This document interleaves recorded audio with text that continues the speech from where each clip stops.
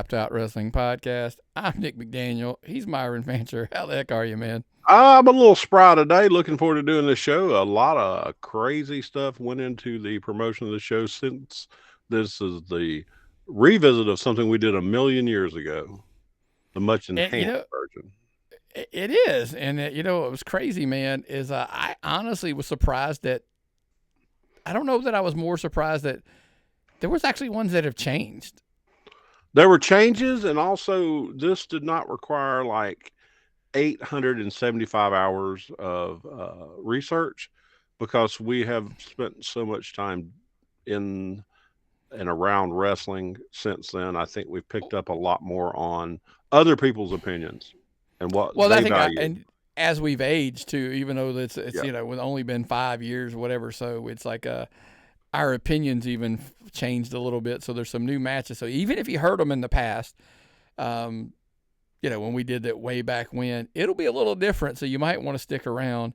After, but of course, before we start, we're going to get into the notes. Before we even get to the notes, I want to remind everybody, make sure you're signing up somewhere and anywhere. If you're a YouTube person, subscribe to the page, turn that little notification bell, go cling to make sure you get it every time you get a new show, because you're going to get the Tapped In show every Wednesday, Tapped Out show every Thursday. But if you're a Patreon member, patreon.com/Tapped Out Pod, remember, look, even for free memberships, you get the Georgia Wrestling Spotlight. At the dollar level, you're still getting the notes. And then if you're at the $5 level, you get the show early.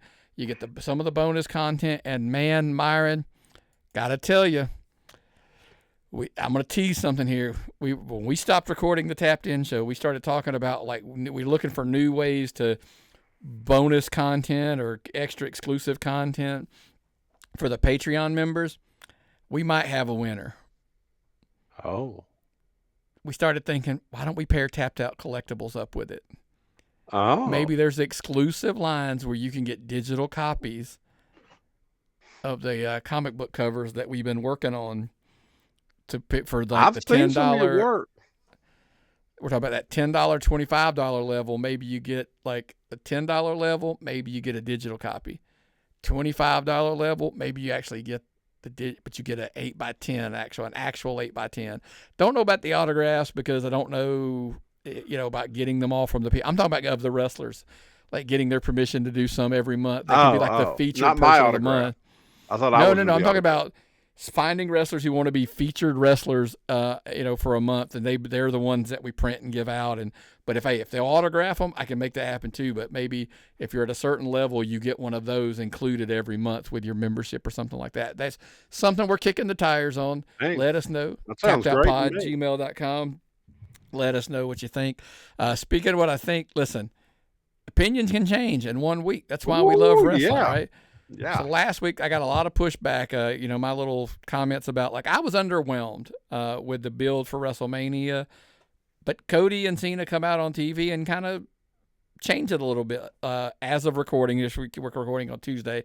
On Monday night they came out and kind of changed my opinion a little bit. Yes. And also, we've seen these same two guys go out there and do the promo. How many times now? What's the second or third time? And every time they do a whole nother dimension of it. And this promo grabbed me a little bit more. It made up for the problems with two.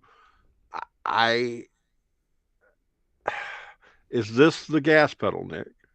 Is this the proverbial gas pedal for WrestleMania? We'll find out next week. Raw was hot last night. Raw was crazy. They did do a good job. That's what I'm saying. I wondered if the extended runway that they had building to WrestleMania maybe had something to do with that. I'm not real sure. I still need a couple answers, by the way. I'm a little more into it than I was a week ago, but I still need some answers. The Rock's involvement yet to be explained to me is like a gaping plot hole. Where has he been? Like, why?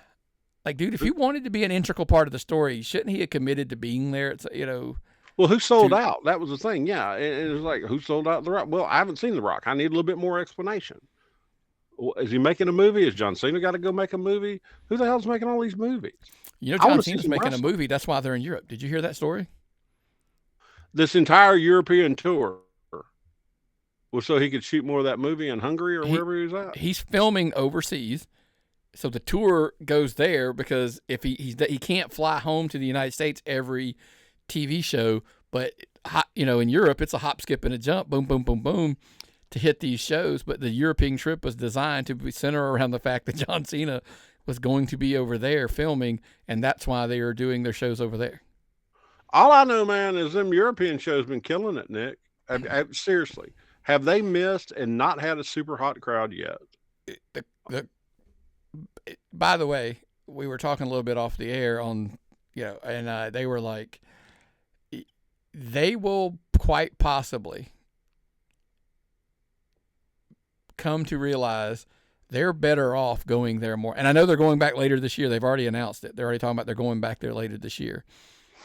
If we talked about the American crowds being spoiled, that they're just here and they're so maybe it'll heat the crowds up by being here less.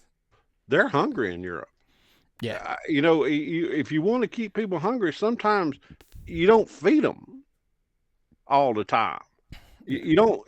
You're going to get hungry when you don't have a regular meal coming to you every every Monday, Tuesday, and Friday. Those European people want to see that stuff, man. So if we're over here in America, we've been without a meal for what? A month? We should be getting ready. I'm curious to see the reaction, yes. When they come back, I'm curious to see if we get the same old. And look, we probably will. I mean, I'm not going to be shocked, but I'm saying it is. But speaking of shocked, you asked me a question, and so we put it into the show notes. You're like, what if Cena actually does win? He says he wants to ruin wrestling for everyone. He wants to retire with that belt, Nick. Holding the belt and retire with the belt. So he wins at Mania, beats Cody Rhodes, and then holds that belt until December. How does that work? Well, originally the question you'd asked me, what if he just retired and just left with the belt? And I'm like, well, he's already announced that he's going to be there he's going to compete all year. So now, granted, he is a heel. He could just be like, I lied and just retire. I mean, could be. You never know. You guys. But clearly that's probably not going to be the case. So the question is, if he does, let's say would they dare, and I just wanted to ask you that, would they dare let him win and hold that belt all the way through December? Well, it sure would make a lot of big drama. Can you take it away from him before he retires? Can anyone stop Cena from retiring with a belt? Or do we get a redemption? Do we get a redemption arc, Nick? You have to at some point. That's the problem. That's why he can't hold it all the way till then. I mean, if I were guessing, if he does, he probably drops it by Survivor Series. Because then you can have the last show be the redemption is the December, the end of the year kind of thing or whatever, theoretically. But my argument is, if you let him win, I think he's not going to hold it at the end of the year. I think there's more stories to it. Look, Randy cut a promo this past week saying he wants to be, he's trying to get his next reign, so forth, so whatever. But look, I did really like the back and forth. I think Cody, here's the problem. Cody said he wanted John Cena, the real John Cena. I feel like on Raw, he got the real John Cena in the promo, and he had some lines that were like, okay, John's been back in practice again now. He's back in his groove. So I think he did a pretty good job. But, I don't think there's any way that he retires as the champion. 2 more questions about Europe. The soccer chants. Do you like them or not? I hate them. Oh, I love them because at least they're energy crowds. I'd rather have that than the dead crowds. A really good point, but I hate a hijacking. I hate a show hijacking. And the last second question is, would Gunther been able to do what he did? Is that something that they did in England? Would they have done that in America? Is that something that that they were?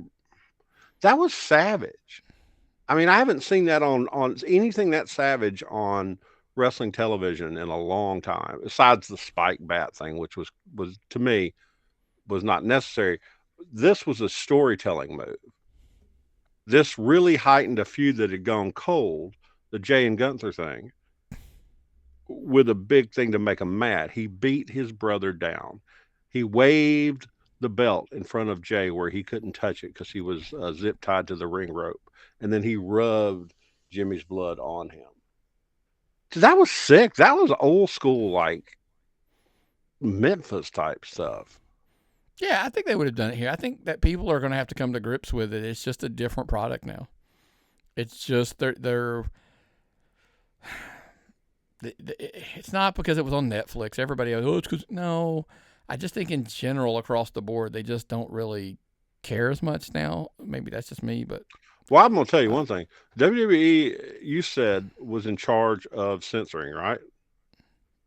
They're not doing very much to censor on this European tour like they were.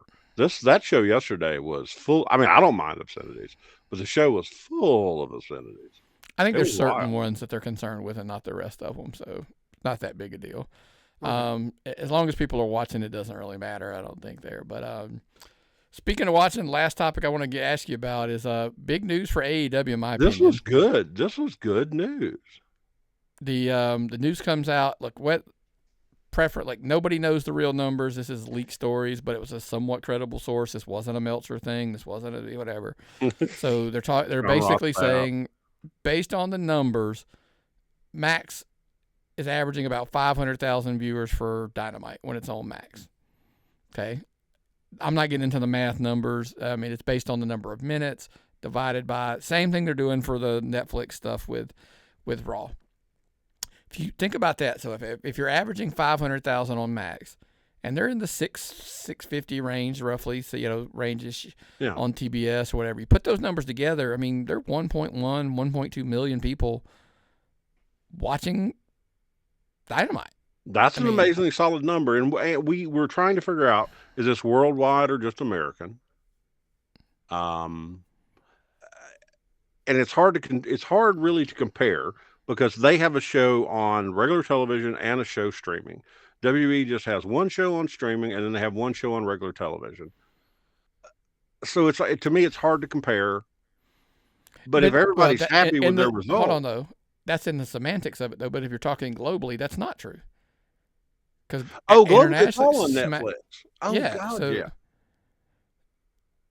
So that's what I'm saying. I think ratings will always matter until there's another metric in which advertisers determine how they pay for commercials on your product. That's cut or dry. Like the ratings have to matter in some form because it's the only one they're using right now. What's for investment? Well, no, I meant for the advertisers, the ones paying how do you determine what the value is of that slot? That's not an investment. That's a question. They want a return on their investment. It's like, I'm not going to give you my money unless you can show me you get this many views. Because it wouldn't make any sense to put it on, put big money on a show that's getting 1 million views when you could spend the same money and put it on a show getting 5 million views. Unless it's targeted. Yeah. Which is, but when we think about it, is this a Japan audience or is it somebody that's really, really happy because that style of wrestling has come to a market it's not been served with an American product? Is it? Here's the thing, though. I don't know if there's a market anywhere that the WWE is not saturated at this point. But it's not a style that everyone likes. It's a match-based style more, and maybe that makes people happier in other countries that are more used to that. Maybe, who knows? I mean, but here, look. At the end of the day, I thought it was really good news, but the flip side of it is apparently WBD is happy. That's all that matters. The rest of it is irrelevant going forward. So, but anyway, we wish them. Hey, that's awesome to hear. I'm happy to hear this. It is all right, man. Everything better. Yeah, it's time for the main event. No pun intended. We are here to do the Ultimate WrestleMania card. Look, again, if you've been a loyal listener for a long time, we've done this in the past. Believe it or not, the original audio is still on the YouTube channel. It's still there. You can go hunt for it and find it. Didn't we was this still at the sit around the desk period or the sit around the table? No. This was back in the Audacity days when we were doing the calls Ah, and stuff. Yeah, exactly. When it was just we had those audio, we didn't rigs. have video. We had the rigs that hooked our telephones into the. Oh Crazy wow! stuff. Yeah, it was wild. So before we get started, it's real simple. I want to go over the rules real quick. It's the Ultimate WrestleMania card. The way we kind of, and I've tweaked it since then, it's kind of honestly what affected some of the changes. So now it was basically every title has to be defended. However, there's only one women's championship. I didn't do like the Raw and the SmackDown. I just did the women's championship. Number 2, the tag team title, same thing, unified. There's just one WWE Tag Team Championship. The United States and Intercontinental titles are included. The women's is not. I kind of set a rule that, like, hey, the titles have to be around it for at least 5 years to at least have some. Oh, have they even match. been on a WrestleMania yet? Are they that old? No. That's what I'm saying. So, but that's why I was kind of like, okay, we're not going to try to do any of that. Then we're going to do the women's tag team titles. I've included those because, yes, believe it or not, they've been around long enough. But a couple Manias that they did not get defended on. So that was different. And then there's the WWE I did the WWE / Universal title as one belt because of the wacky bouncing around lineage. And then did the World Championship when they had the big gold on the SmackDown and whatever. And then transitioned into the Gunther era of it currently, but obviously that hasn't been the issue. NXT titles are not included. Obviously they haven't done, so it is what it is. The big keep in mind is it has to be an actual match that took place on WrestleMania. I don't know why that got asked a lot, but it got asked a lot. It actually had to be a match that happened. And last but not least, a wrestler can only wrestle once. That's what throws the monkey wrench in it. Oh God, this is the worst rule of all. This is what makes this so impossible to do. It also knocks so many wrestlers off this list. Because you'll be like, oh, well, I want to use Bret Hart, but then I'm using Bret Hart in a match here, so that eliminates. Correct. If you use Bret Hart in a singles match, Bret Hart can't be in a tag match. Yeah. So you got all those great tag matches that are gone. Correct. So, and you'll kind of pick it up as we go along. And by the way, we're not going to do them in like, hey, this is the card order, how we would put the show on or anything like that. We just kind of put them kind of quasi in an order. And you're going to be stunned. There's a couple people that after you do the list, we're not going to give it away. We'll get to the end. But there was somebody that we were like, I just realized this person is not on the card. And I'm like, it is blasphemy. I'm fully aware of that. But still, it is the card is the card. Well, he was like a casualty in the crossfire of other talents. The rules killed some people. Absolutely. Well, let's start off. We're going to do the women's championship. Believe it or not, this one did not change from my pick. This is actually my pick from way back when. No. I mean, this was an epic women's match. I agree, and we're talking about. Do you want to tell which match it is? This is Becky, Ronda Rousey, and Charlotte at WrestleMania 35. This was a women's main event on WrestleMania. This was a big deal. Joan Jett played Ronda Rousey out to the ring. Charlotte showed up on a helicopter, then they rolled the red carpet down off the helicopter. This is the height of the man era. This was pop. Nick, so big a deal for this. Watching the hype for this, and it was a brutal match. They beat the hell out of each other. What? Yeah, I mean, Becky won the 2019 Rumble. Charlotte was added by Vince McMahon. Ronda Rousey was the undefeated women's champion. Charlotte was the SmackDown champion. And like you said, it was the cool part about it being the first ever women's main event. Now, here's my question. Everybody talks about, it's the big fight field, blah, blah, blah, all that kind of stuff. My question, we said it back then. I'm going to say it now. Send your question, send your responses to tappedoutpod@gmail.com. Here's where the hate started from the last time I picked this match. If Ronda Rousey's not in the match, does it get to main event at WrestleMania? I don't believe it does. No, because I mean it was the star power thing. Becky and Charlotte had star power, but this put it over the top. If you were stacking up stars to get to main event, you probably had about WrestleMania, and we're not talking about current level star, their current level, but at the time, I would say Becky, Charlotte would have given you 85 to 90% of what you needed for a WrestleMania main event. Ronda blew it over the top. Ronda probably gave you 125% with the three of Ronda them. gave you to people to care that don't watch wrestling every week. Yes. Bing. Yes. Very good way to put that. Ronda brought in a new audience. Ronda was the accepted MMA fighter. Yeah. Like I said, match was really good. You were talking about how hard it was, whatever. The problem was, if there is a negative, there was kind of a controversial finish. Ronda's shoulder, maybe was off the mat. We'll see. Becky wins, though, and of course, by the way, that's how Becky Two Belts is born. She's the Raw and SmackDown Women's Champion. And after that, that's peak the man Becky Lynch era. That's, basically for over a year, she was, she was it. She was the WWE women's icon. I bought one of her shirts at full price. Now, if you know anything about me, I don't buy shirts off WWE.com at full price. I typically wait till they go on sale or clearance, and I clean up. I bought that shirt at 100% full price because the man, it was so hyped for me. It was great, and that was when we get to it later, this pay-per-view is going to wind up being a massive pay-per-view for women's wrestling. So, oh yeah. Let's see. Oh yeah, the big part was that obviously they had to make Ronda, or they make Becky, because Ronda left after this shortly, and that kind of, to me, segued into, now we're full into Charlotte, Becky, like they were fully into the the four horsewomen era of, like, now they're the top, they had all risen to the top.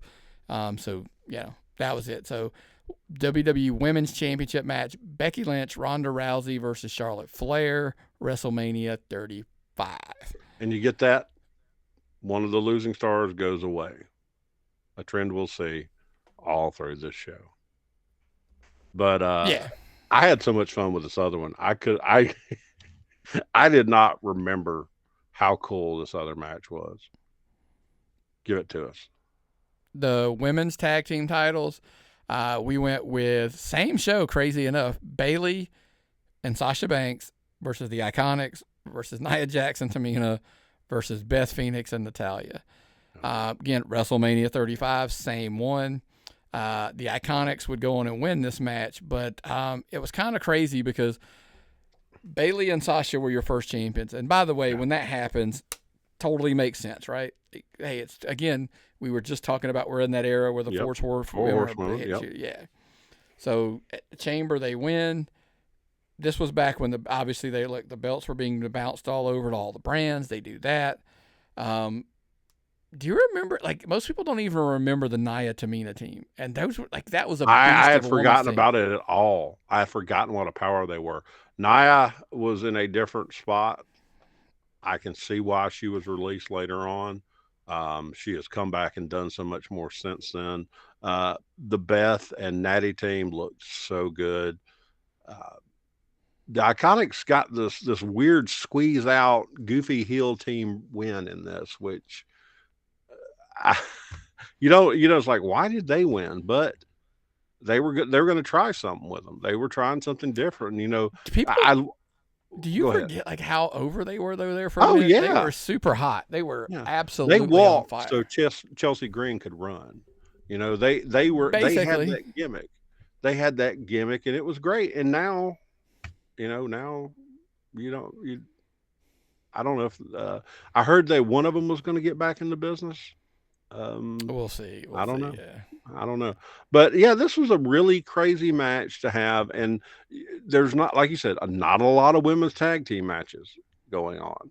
There really wasn't. There's a couple of them, like I said, the couple Manias that didn't even have a title match at all for this, which is kind of just I get it, but now that it's 2 nights, I hope we Well, don't yeah, have that because it's happen. 2 nights, we'll probably see it. If it was a one night, we'd probably see these defended on NXT, like it's been traditional. They're Yeah, always defended, or SmackDown. That's or the new thing. Is SmackDown. like Yeah, the the night before. WrestleMania SmackDown. Yeah, exactly. God, I love But yeah, so Iconics went on. They were champions for a pretty for almost like 4 months, I think it was. After that, Bailey and Sasha led the the temporary breakup, etc. But so our women's tag match is Bailey and Sasha versus the Iconics versus Nia Jax and Tamina versus Beth Phoenix it. and Natalia. Might as well get them all in there. Just get everybody that's not in the Well, main event in considering there. you threw the other three in the main event, Yeah. Charlotte, Beck, I was like, yeah, we're okay. We pretty much hit the high spot at that point, trying to cover them all in the thing. But anyway, um, that brings us up to the men's tag team titles. I don't think there's one that was probably any easier than this. This No. one did not change. I No. believe, if my memory serves, this is the same one. It's Edge and Christian, ENC as they were back then, versus the Dudleys versus the Hardys, TLC 2, WrestleMania X7. Some people argue one of the greatest WrestleManias of all time, which is, they're not far off. That one was in Houston, Texas. So basically, we're just kind of continuing on the Edge and Christian, Dudley's, Hardys, triple threat feud for between teams. They had the ladders and TLC matches before, but I think those happened on, oh crap, is it Survivor Series or SummerSlam? Can't remember. Doesn't matter. Survivor Series was the first TLC match. I Yeah, learned yeah, that yeah, when I was trying to find footage of the this yeah. match. Survivor Series. Yeah. When I started this match and I started to watch the ring entrances, when I was doing my research, it was just pop chaos. This is the match. I don't need to watch it anymore. I know what this match is. Seen this match multiple times. I don't need to watch any other matches to prepare for the show. Like any other choices, there's no other choices. This is it. This was a part of the evolution of tag team wrestling. It went from that more, you know, rock and roll express type tag team wrestling to this batshit crazy ECW style almost. The Hardy Boys, to me, the biggest innovators in tag team wrestling ever. At this time, I was dressing up like Bubba Ray Dudley and going to shows with my taped up Well, glasses. the thing about, I think what so stands out so much is with this is like the Edge spear in midair to Jeff. A match to make this card. The hope is, look, the women's tag, it's too new. We're not. It doesn't. Yeah. It's not there yet. You would think that it's a match that you see all the time in the highlight reels for WrestleMania. Like, that's the matches that make the card. The rules get in the way a little bit. I fully understand that, but like I said, that's kind of at the soul of it. That's kind of what we're looking for, and this is it. The car crash. The going through tables, the spears, every off the gimmick. rows. Yeah, I mean, they literally.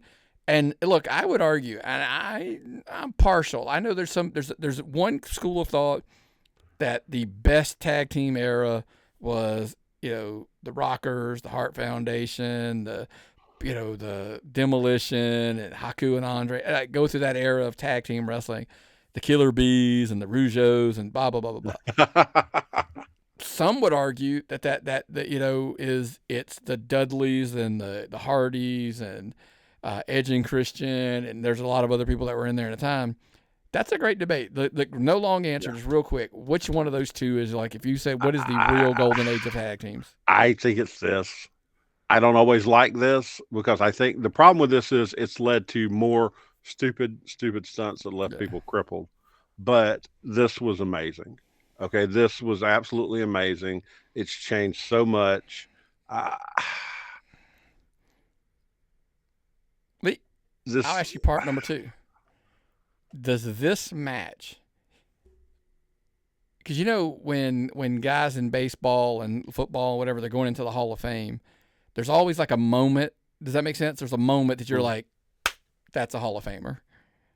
Is this that moment for them? Yeah. Oh yeah. Oh god. Yeah. This is not just a WrestleMania 17 highlight. This is a WrestleMania highlight. If you're going to do a WrestleMania highlight reel of all time, this has to be in it. This is so insane. And the crazy thing, this was 17. So this is what, 24? You're the math guy. 24 years It was ago? April 1st, 2020. It's 2001. So yeah, so you're 20. It's just coming up on 24. Yeah. So these, Oh, literally, fuck. We're recording on the 1st. So sorry. It's yeah. literally 24 years ago today. That's what we were So 4 of these guys are still working. Bubba Ray's probably one of the most respected voices in Did you wrestling. see he accepted the challenge of the Hardys? They called him out on social media, and they called him out, and he said they'll make it happen. Oh, shit. It'd be interesting. And he's on that new FU show, and then you've got Devon as a respected trainer. This is a legacy of a professional wrestling right here that's going to go on. That's affected professional wrestling for the next, probably the next 60 years, 50 or 60 years, right here, based on this. So TLC 2, Dudley's, Hardys, and ENC. That's our tag match. I'm going to shoot back up to notes and really confuse you because I was shot right past the WWE United States Championship. I get it, folks. You're going to overreact when I say who's in the spot because guess what? He's exactly where I had him when we did our list the first time. That is John Cena versus The Big Show at WrestleMania 20, Madison Square Garden. John Cena was your winner, of course. Listen, this is the guy. Let's put it in perspective. This is John Cena. He was the doctor of thugonomics. He's shooting up the ladder. Big Show was kind of Big Show's where he's at now and then is so different. Yeah. But at that point, he was still just a giant monster. David and Goliath. Yeah. Total David and Goliath story. I don't know about all that now because John was pretty stacked because John jacked John this was dude stacked, up on his but back. he couldn't get him up there for the FU. Well, not couldn't, but it was a big deal to get him up there for the FU.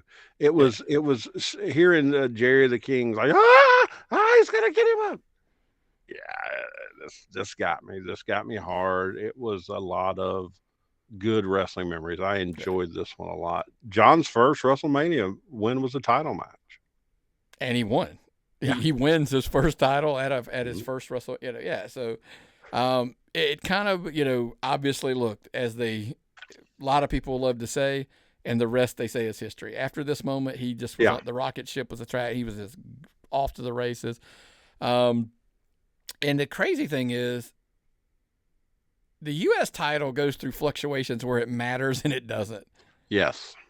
How crazy is it that John Cena's, remember he did the Open Challenge later in his career? He did this. Like, he has helped that U.S. title probably more than anything. Yes. And a lot of times it's like, Myron, who holds this belt? And I'm like, I don't remember. Yeah. But when John Cena had the belt, you knew who had the belt. This was a good era for wrestling. So yeah. So John Cena versus The Big Show. That is our WWE United States Championship match. Now we're going to come down. This one I thought was pretty easy. It just was. Obviously, the WWE Intercontinental Championship match. None other. We go, look, everybody's like, man, it's a lot of new matches. There's not a lot of old school matches in there. Well, if you're a nostalgia guy, obviously here's your pick. Randy Savage and Ricky Steamboat, WrestleMania 3. Here's the funny one. Pontiac Silverdome, blah, blah, blah. Obviously, Ricky Steamboat, he captures the Intercontinental title in this match. I wanted to ask you this because there's a great debate always that goes on about, what's the best match that happened on for WrestleMania 3? Al Snow does this a lot, and it cracks me up because a lot of people it drives them bananas. Was it Savage and Steamboat, or was it Hogan and Andre? Best wrestling match on the card, per Al Snow, was Hogan and Andre. That's what everybody paid to see. Yeah. That was when I was getting back into this, I had forgotten about this match. When I hadn't been following wrestling for years, the only match I remembered was Hogan and Andre, because it was effing Hogan and Andre for Christ's sake. That was a big deal. But when I went back and remembered this feud, and I remembered the crazy thing where George the Animal Steel had kidnapped Miss Elizabeth or whatever, he had that bizarre fascination with Miss Elizabeth, and there was that crazy drama where Savage had smashed Steamboat in the throat with a ring bell. Yeah, he put him out. That was the whole thing leading into this. It was great. And then you had this absolute they got every single wrestling move I've ever seen in. I don't think they missed anything. I'm sure there's one or two holds or moves that they missed. I just put this one up on the big screen and sat back and kind of lost myself in it like I was a kid again. And it was really special, Nick. It If was you really go special. back, is tappedoutpod@gmail.com. Send your hate mail. Here's the question I'm going to ask. Because everybody talks about how meticulously planned out this match. It was scripted move to move to move to move to move. It was literally a script from beginning to end. Savage had planned this thing out to a T. Was this the beginning of what happened to wrestling where we are now, where everything has to be planned out? Like nobody goes out in the ring and just works the match, calls it in the ring. Is like, was this the first step in got to plan it all the way through? Because this, don't vary up because of what they want. This is what we're going to do beginning to end. You know what? I would say you're right, but there's a massive contradiction coming up on this list. There is something coming on this list that will absolutely prove you wrong. Well, no, I mean, it 100%. Being planned beginning to end was the part that I was talking about. Well, these two guys could do that. These two guys could plan a match end to end. Here's my question. Just because you can, because I think they could have pulled off this match without doing it. That's where I'm going with it. I couldn't tell they planned it end to end. I just thought it was just a really great match. Yeah, but I'm saying like that. Even now, calling it in the ring, I think they would have done a great job. Because by the way, there's another match that was completely called in the ring on this list that we'll get to shortly. Listen, a lot of people consider it the greatest WrestleMania match of all times. They just really do. It is what it is. But it ended Steamboat, and after that, Steamboat really wasn't around much longer, folks. But it is what it is. All righty. The World Heavyweight title, big gold, if you want to call it that they had there. This one's going to throw some people off. I have Edge versus The Undertaker at 24. It was in Orlando, Florida. I'm guessing you can figure out that Taker won because he had this little thing called the streak. So obviously he won. But look, Undertaker won a Rumble, picked Edge as his opponent. It was title and streak, head to head versus each other. I would argue, it's not Edge. I don't even know that this is Edge's best match, though, at WrestleMania. I broke a rule, by the way, on purpose. Oh, damn, you did. I did it on purpose. I did it on purpose because I wanted this match. And I was like, I'm getting Undertaker in there, and this is his best match that's not with the other person. The match delivers. Kurt Hawkins, Zack Ryder's interfering, blah, blah, blah. Undertaker gets the Hell's Gate submission on him, wins his second World Heavyweight title. Edge's title, his streak's ended. The reason I put it in here is I'm like, to me, is this, how do I say this? I know that there was the streak. I get it. The streak existed prior and obviously building up to this. Was this when it be literally like elevated the streak to becoming a point of like, it would like, after this moment, I felt like you could have main evented him as just the streak, not the title, The title never mattered again in that respect. Well, the crazy thing that I learned while I was preparing for this, watching a lot of old WrestleMania footage, the commentators mentioned the streak in matches not related to the streak almost as much as they did in the streak match. Okay, it was that important. It was hype itself. The Undertaker streak at WrestleMania. It wouldn't need a title, and by the end, it didn't need a title. By the end, it was probably the biggest thing on the card. So, I agree. WWE Universal Championship. I hybrided these things together because you can't have three. I just making life simple. WWE Universal Championship. This one's new. This was not on our list last time. Bret Hart, Shawn Michaels, WrestleMania 12, Arrowhead Pond. This is the Iron Man match, the 60-minute man Iron match. Shawn obviously, fulfills the boyhood dream, blah, blah, blah. That's the big, angle coming out of this one. But how do I politely say this? I love this match.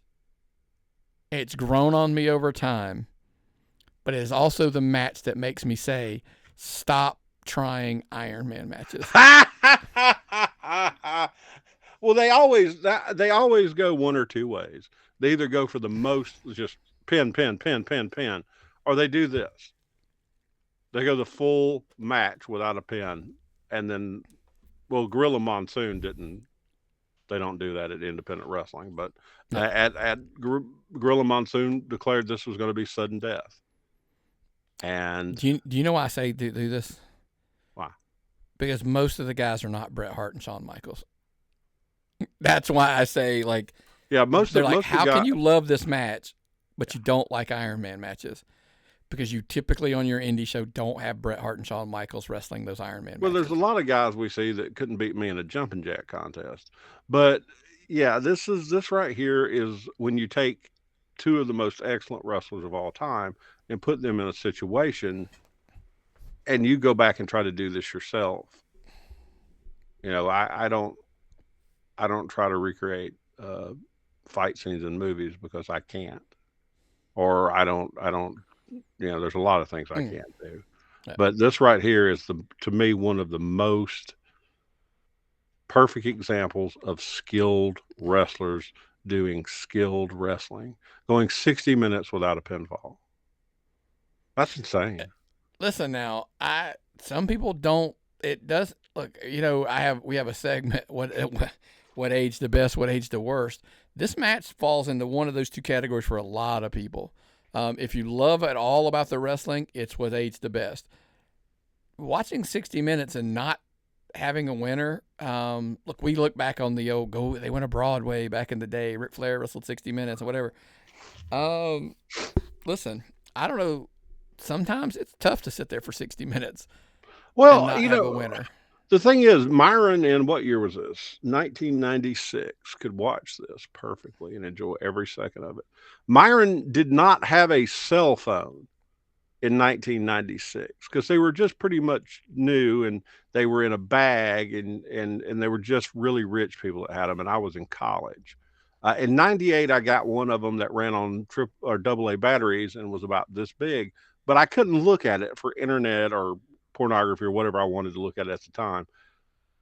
And my attention span went to 0 like it is now. This match now, with hard time watching it.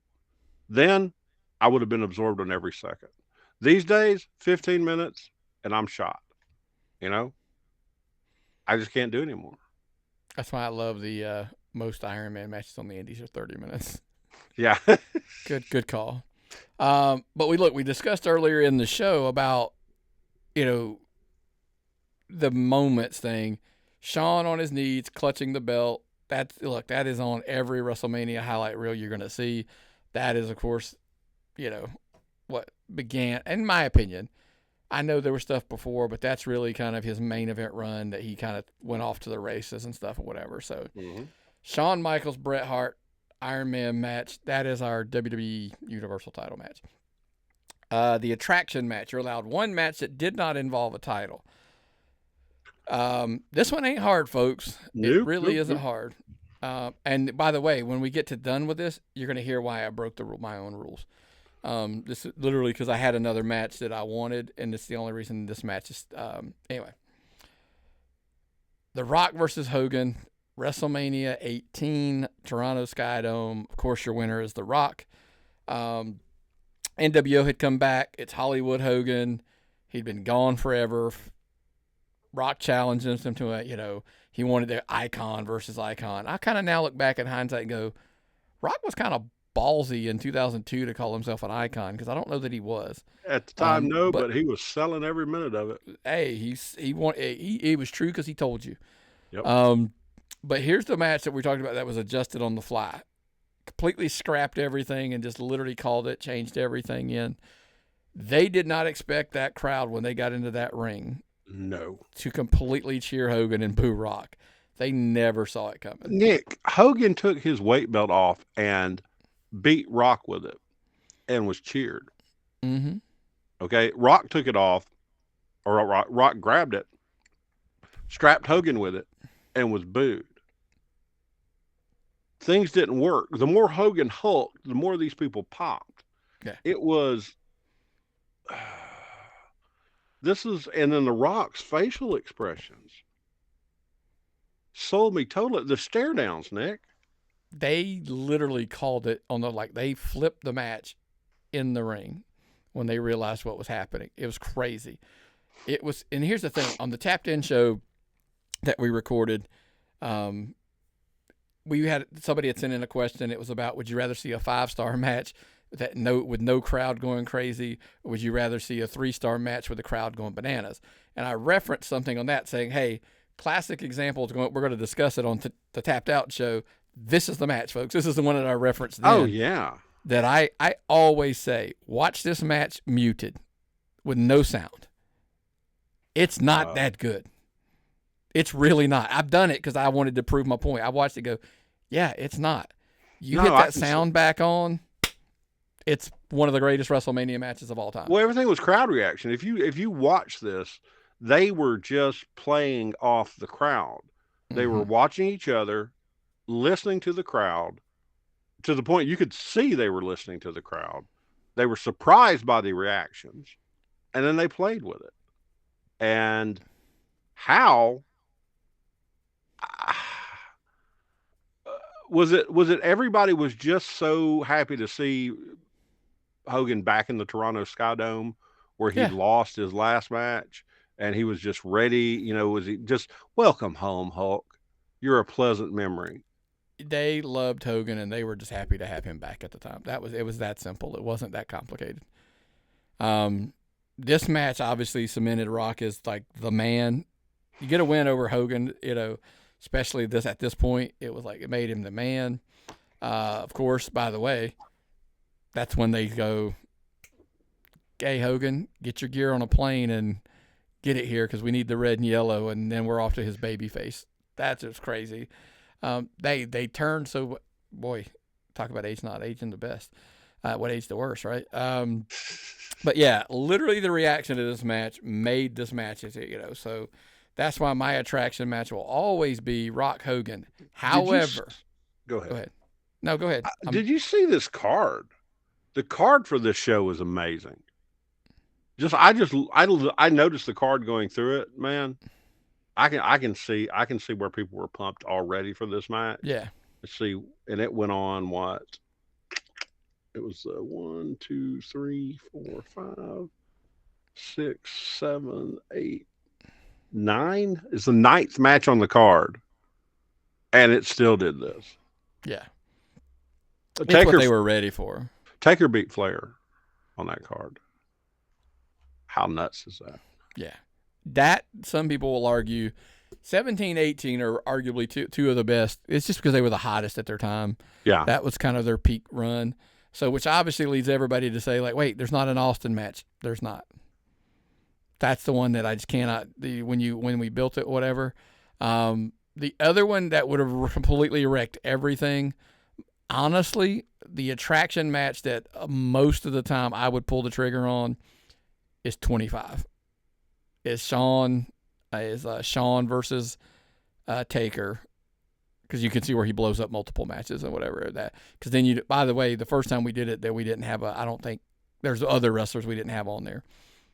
Probably most people consider the perfect match is the Taker Shawn match, yet it's left off of this card.